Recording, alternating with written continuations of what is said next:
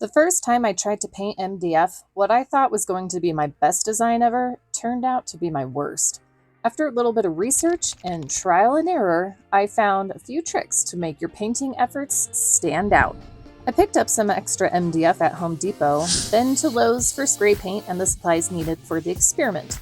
I also got a huge piece of hardboard cut down. I love that stuff, but more on that later. For the first experiment, I'm going to coat a piece of MDF with watered down wood glue. Wood glue is a mixture of polyvinyl acetate called PVA, resin, and a hardener. I'm going to do about a 1-to-1 ratio of glue and water. I was worried the water would flare out the top layer of MDF, but it was a light coat. It soaked up and dried rather quickly in the sun. For the second experiment, I'm going to coat a piece of MDF with a sanding sealer. It is a thin version of a lacquer or varnish-based finish that contains water-repellent zinc stearate or a resin, usually vinyl. This quart cost me about $25 and will probably last me a long time.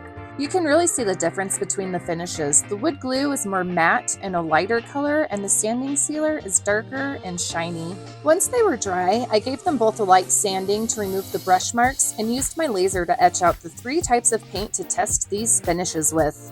First up, spray paint. MDF likes to soak up spray paint like a sponge, especially the lighter colors. Here's a piece of an untreated MDF with yellow spray paint, and you can see it just sucks it all up in there. So now let's try it with our wood glue coated piece. Much better with the yellow. I would definitely recommend maybe 2 coats on the lighter colors. Let's try it out with a bit darker of a blue.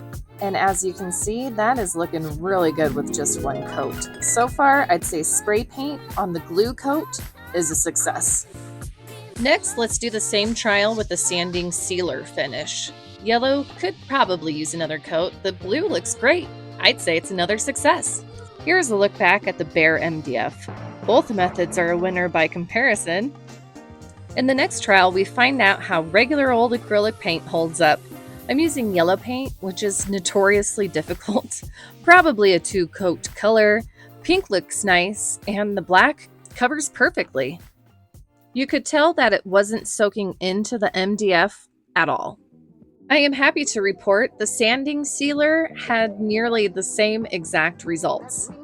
Of course, we must compare our findings to a bare piece of MDF. It definitely soaks in and dries the paint. Black was the only color you could probably get away with just 1 coat. For the third painting method, I'm going to try paint pens. These are my very favorite oil-based paints. On the wood glue board, it looks wonderful. Would you believe they look great on the sanding sealer board too? I'm sensing a pattern here. Of course, we must compare it to our untreated board. No surprise, the paint soaks in and it is not as vibrant, but I have one more hypothesis for my very best design ever.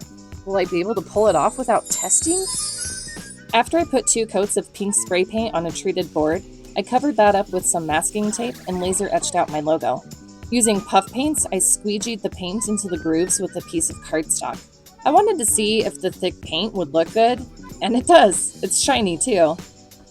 Now, this might not be my very best design, but it's the design that inspired this video. And now I have some options on how to seal up MDF before I paint it. Which method do you think you'll try? And with what type of paints? And if you want to learn more about painting, especially laser cut items, I've got another video for that right up here. If you're still wondering about that hardboard, I made this little plant stand as well as all of the stencils with it. Highly recommend if you have a laser. 10 out of 10. All right, until next time.